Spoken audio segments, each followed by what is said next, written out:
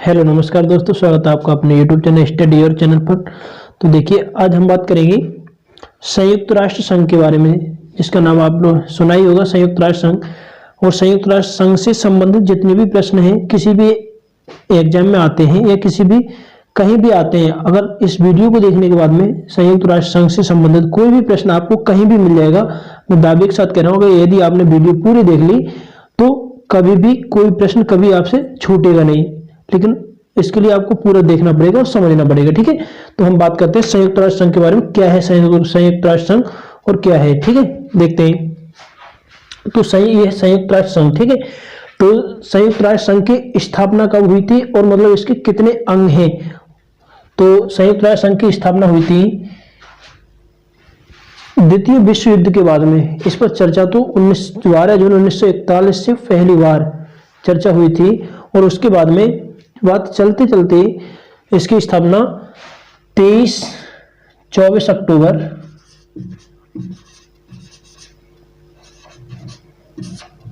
1945, द्वितीय विश्व युद्ध के बाद में 24 अक्टूबर 1945 को संयुक्त राष्ट्र संघ की स्थापना हो गई।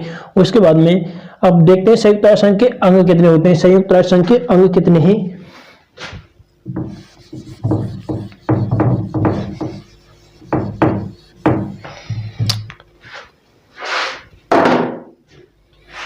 यह है संयुक्त राष्ट्र संघ के अंग। मोस्ट कुछ बात हमने लिख रखी है, उसके बारे में समझाते हुए चलेंगे।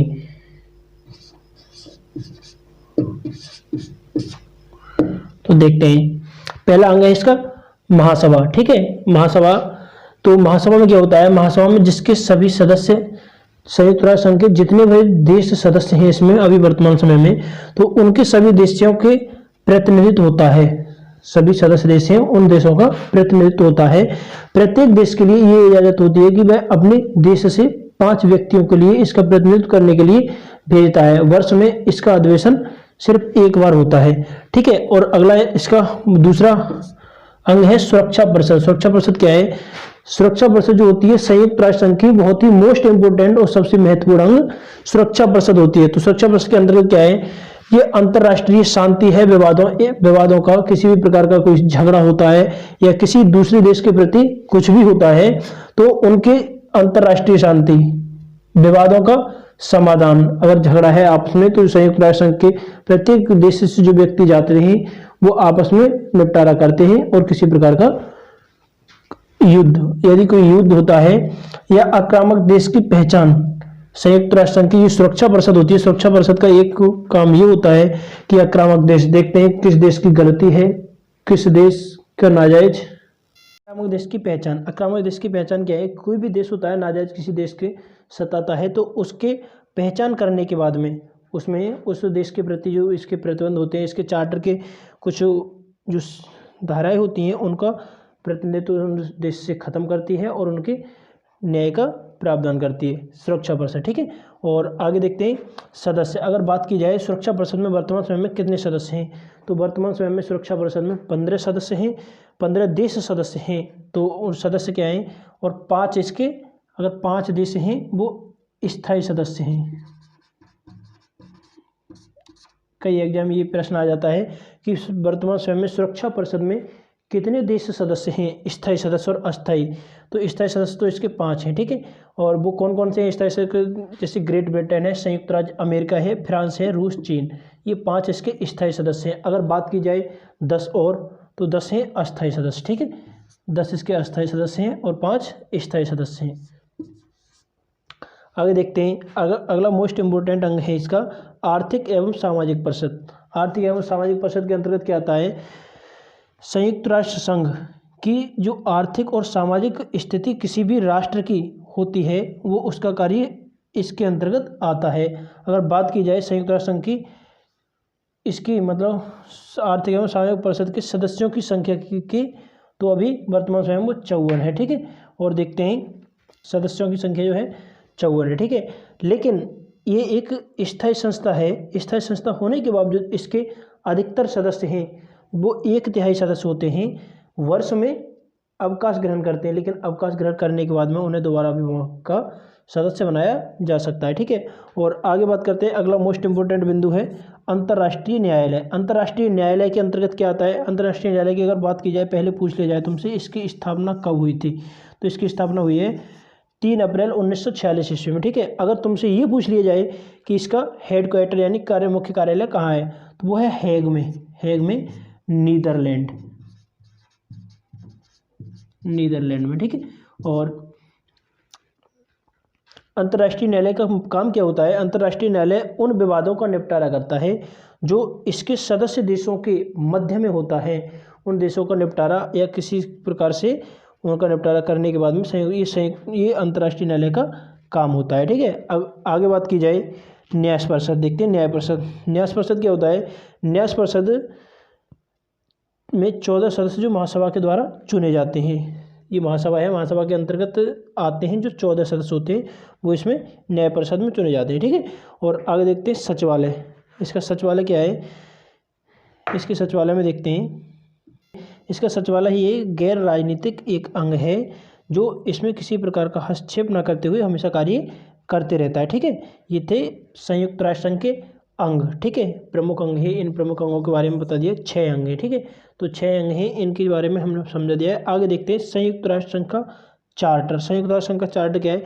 ये जैसे संविधान अपने देश का संविधान है, संविधान के आधार पर ही इसी प्रकार से मान लीजिए चार्टर का ये भी एक चार्टर है इसका, संयुक्त राष्ट्र संघ का, जिस पर प्रत्येक जो सदस्य देश होता है उसके हस्ताक्षर किए जाते हैं। कुछ नियम होते हैं, कुछ शर्तें होती हैं, तो वो पहले रखे जाते हैं। ठीक है, तो अगर बात की जाए इसमें बहुत ही कठोर, इसमें 10,000 शब्द और 111 धाराएं और 19 अध्याय हैं संयुक्त राष्ट्र संघ के चार्टर में। इसका मेन उद्देश्य क्या है? इसका चार्टर का मेन उद्देश्य ये है प्रत्येक राष्ट्र के बीच में मैत्रीपूर्ण संबंधों में वृद्धि करना।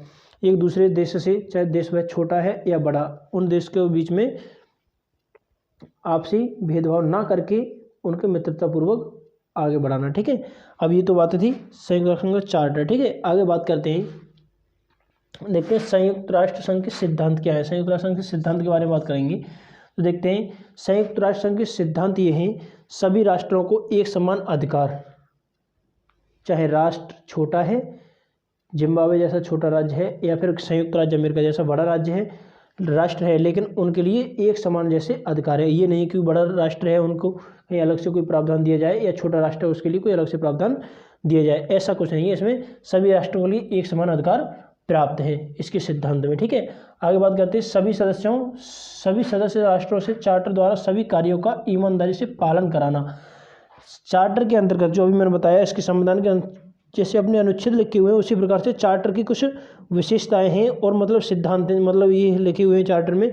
उन चार्टर के द्वारा जो नियम है, कानून है, उनको ईमानदारी से प्रत्येक राष्ट्र, जो सदस्य राष्ट्र है संयुक्त राष्ट्र संघ का, वो ईमानदारी से पालन कराने का काम कौन करता है? इसके सिद्धांत। ठीक है, और आगे बात करते हैं सभी सदस्य राष्ट्र आपसी विवादों का निपटारा शांतिपूर्वक ढंग से करेंगे। इसके सिद्धांत के अंतर्गत ये आता है कि यानी कि अगर दो राष्ट्र आपस में किसी बात को लेकर झगड़ा हो जाता है तो वह आपसी विवादों का निपटारा शांतिपूर्ण ढंग से कराने का काम कौन करेगा? संयुक्त राष्ट्र संघ। और आगे बात करते हैं, अगला पॉइंट है सभी राष्ट्र संयुक्त राष्ट्र संघ के उद्देश्यों के प्रतिकूल कार्य नहीं करेंगे।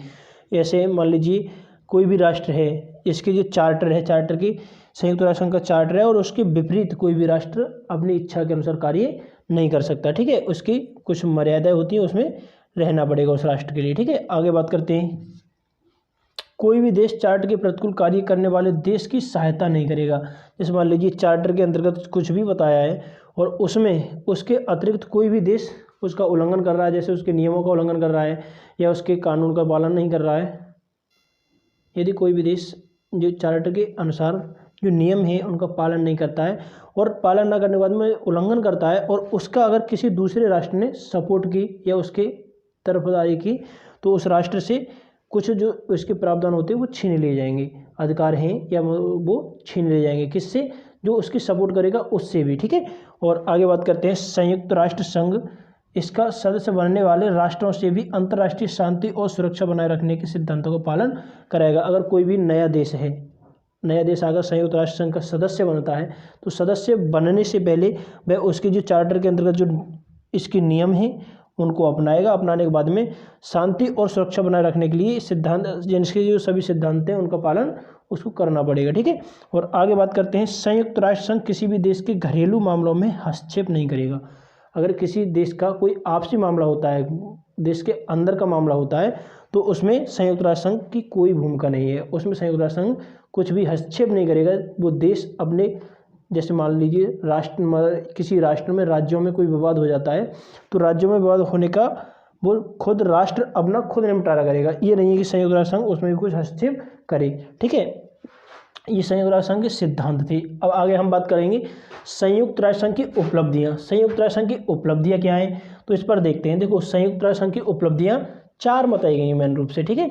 तो इसमें क्या है, पहली उपलब्धि क्या है इसकी, पहली उपलब्धि, संयुक्त राष्ट्र संघ ने राज्यों के विवादों को सीमित, संयुक्त राष्ट्र संघ को इसकी स्थापना होने के बाद में इतना बड़ा बदलाव आया है कि किसी भी राष्ट्रों के बीच में अगर विवाद हो जाता है तो उस विवाद के लिए सीमित आपस में निपटारा करने के बाद में कभी भी विश्व युद्ध का रूप नहीं लिया है किसी भी राष्ट्र ने, ठीक है। और आगे बात करते हैं, संयुक्त राष्ट्र संघ एक ऐसा संपर्क स्थल है। हाँ देखिए, मोस्ट इम्पोर्टेंट बिंदु ये है कि संयुक्त राष्ट्र संघ का कोई भी देश है सदस्य बन जाता है, सदस्य बनने के बाद में संपर्क स्थल का अनेक देशों से अनेक प्रकार के लोग आते हैं, अनेक प्रकार की भाषाएं बोली जाती हैं, एक दूसरे से संबंध होता है, एक दूसरे से बातचीत होती है, तो क्या है, एक दूसरे राष्ट्र का संपर्क स्थल है बहुत अच्छी तरह से, ठीक है।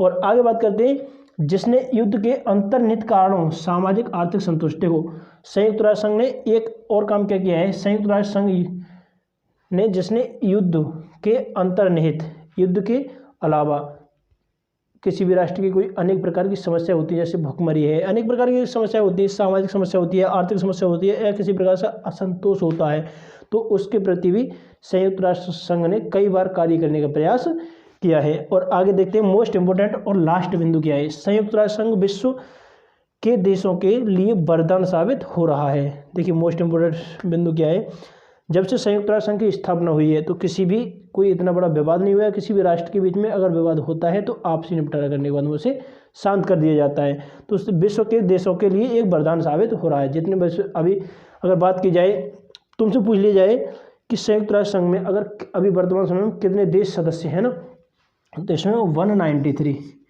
वर्तमान समय में 193 देश इसमें सदस्य हैं। तो वो 193 देश जो सदस्य हैं इसके, सभी देशों के लिए एक वरदान सा साबित हो रहा है क्या, संयुक्त राष्ट्र संघ, ठीक है।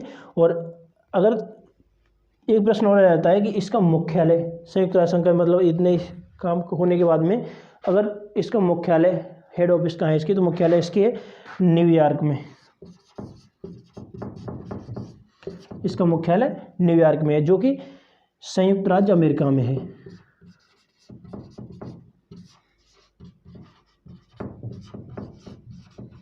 अमेरिका में, ठीक है।